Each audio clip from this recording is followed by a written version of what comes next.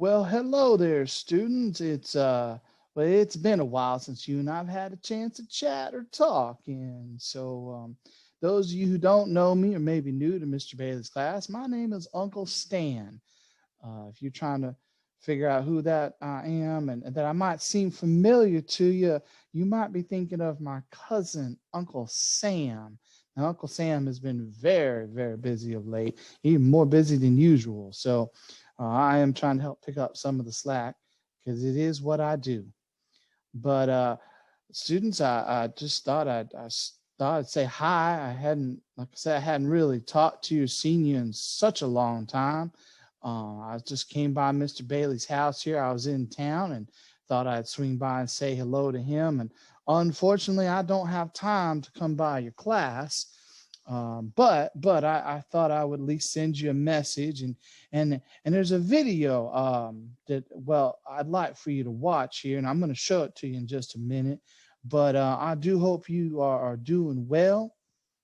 I hope you had a wonderful break, and I know you're starting some new things. What is it you call it?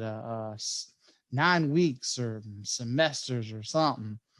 And so I know you're learning about Thomas Jefferson. Honestly now, guys, he is one of the most confusing characters in American history. He does some really good things and he does some not so good things. I'm not going to lie to you. As much as I love this country and I love many of the presidents and I love a lot of things that Mr. Jefferson did, I also don't like a lot of things that he did. And so, I'm sure Mr. Bailey's going to tell you all about it. And so, anyways, let me get you this video here and maybe help you understand just a little bit more about our good friend, Mr. Jefferson. Mr. Beat presents Presidential Elections in American History.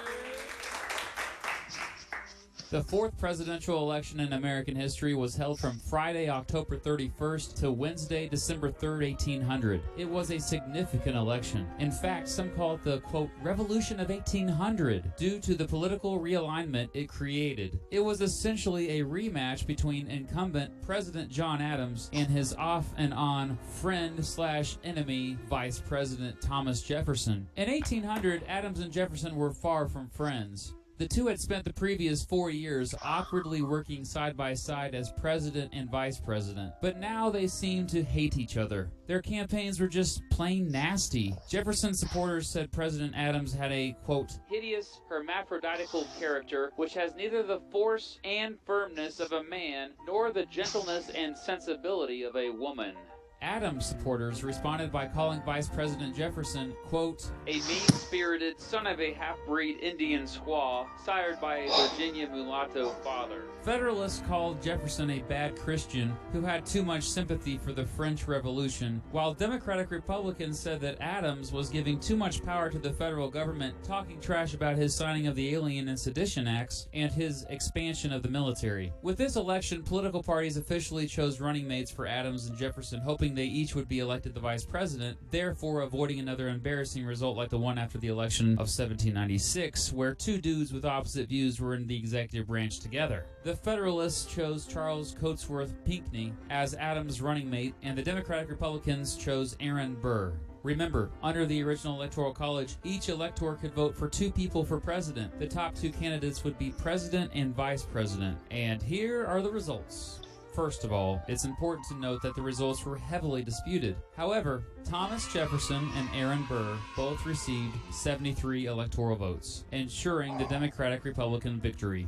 One of the Democratic-Republican electors was supposed to not vote for Burr, but he did anyway, so with Jefferson and Burr tied, the House of Representatives had to choose one of them to become president. Partially due to the always influential Alexander Hamilton, the still mostly Federalist House went with Jefferson. Jefferson became the third president, and Aaron Burr became the third vice president in American history. John Adams became the first one-term president when he received 65 electoral votes. The Federalists planned a bit better by giving 64 electoral votes to Charles Cotesworth Pinckney and 1 electoral vote to John Jay. This election was significant because it was the first peaceful transition of political power between opposing parties in American history. It was also a turning point. It marked the beginning of a generation of Democratic-Republican Party rule and the decline of the Federalist Party, who would never again have a president in office. The result of this election was affected by the Three-Fifths Compromise. Had slaves not been counted for purposes of congressional apportionment, Adams would have beat Jefferson.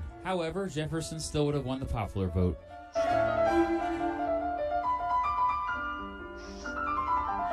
I'll see you for the next election, buddy.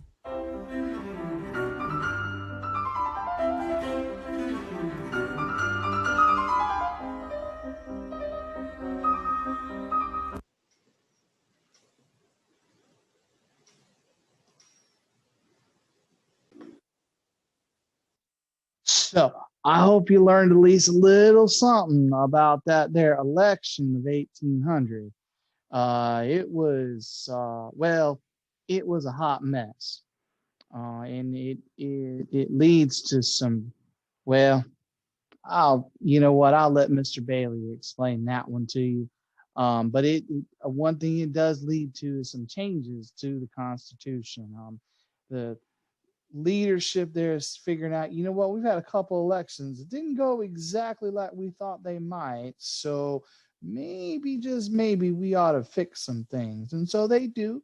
They ended up fixing the way the Electoral College works.